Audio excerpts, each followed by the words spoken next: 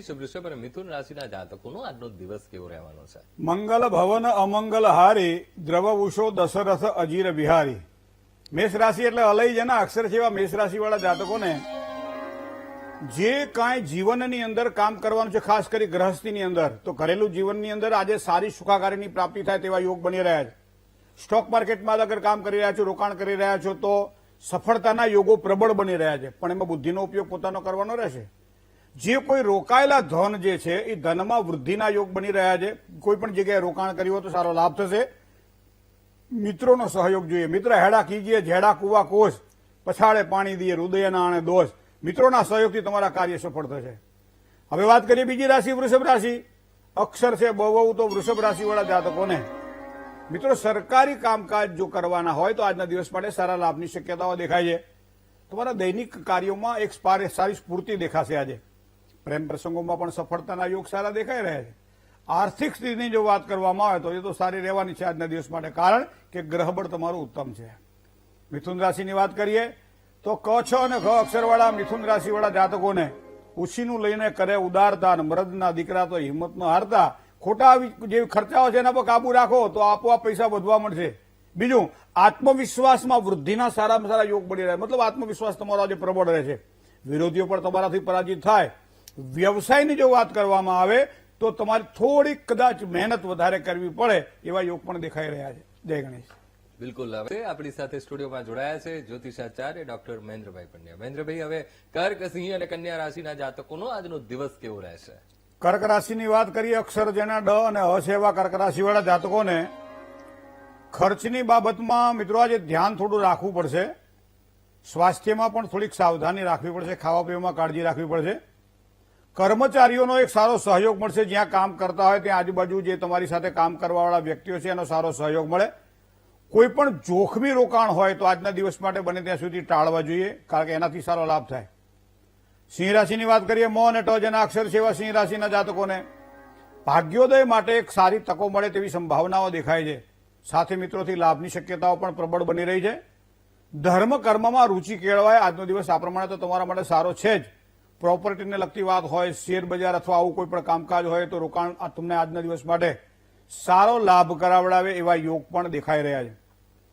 હવે વાત કરીએ આપણે કન્યા રાશિની, તો અક્ષર પ, ઠ અને ણ છે. તો કન્યા રાશિવાળા જાતકોને કોઈ પણ સારા કામ, શુભ કર્મ જેને કહી શકાય, એ ઉત્તમ અવસર આજના દિવસ માટે આવું કામ કરવાનું તમને મળશે. સ્નેહ મિત્રોથી લાભની શક્યતાઓ આજે વધારે છે. લક્ષ્મીજીની કૃપા આજના દિવસ માટે અસીમ રહેશે. પરિવારજનોથી એક સારામાં સારા આનંદમાં વધારો થાય એવા ચંદ્રબળના આધારે યોગ જણાઈ રહ્યા છે. જય ગણેશ. કુલ. હવે તુલા, વૃશ્ચિક અને ધન રાશિના જાતકોનો આજનો દિવસ કેવો રહેવાનો છે? ર અને ત અક્ષર છે એ તુલા રાશિના જાતકો છે. ન જોઈતી હોય છતાં આવી પડે આફત અને પછી થાય માનસિક અશાંતિ. આજના દિવસ માટે તુલા રાશિના જાતકોને આવું ના થાય એનું ધ્યાન રાખવું પડશે. અને પહેલું સુખ તે જાતે ન રહ્યા. સ્વાસ્થ્યની બાબતમાં સાચવજો અને ખોટા ખર્ચાઓ ઉપર કાબુ રાખવો પણ જરૂરી છે. મહેનત પરિશ્રમ કરીએ અને છતાંય વધારે કરવી પડે તો જ સારા પરિણામ પ્રાપ્ત થાય. મતલબ આજનો દિવસ આ પ્રમાણેનો આપણો દેખાઈ રહ્યો છે ચંદ્રબળના કારણે. વૃશ્ચિક રાશિની જો વાત કરવામાં આવે તો ન અને ય અક્ષર એ વૃશ્ચિક રાશિના જાતકો છે. મિત્રો, સ્નેહીજનોની મુલાકાત થાય અને એના દ્વારા સારા એક પ્રસન્નતાવાળો સમય નીકળે. ક્રોધ ઉપર કાબુ રાખવો પડશે, નિયંત્રણ રાખવું પડશે ક્રોધ ઉપર.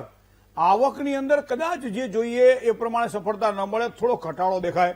ધાર્મિક કાર્યોના લાભની શક્યતાઓ પણ આજના દિવસ માટે દેખાઈ રહી છે. આજનો દિવસ તમારા માટે આ પ્રમાણે સારો છે.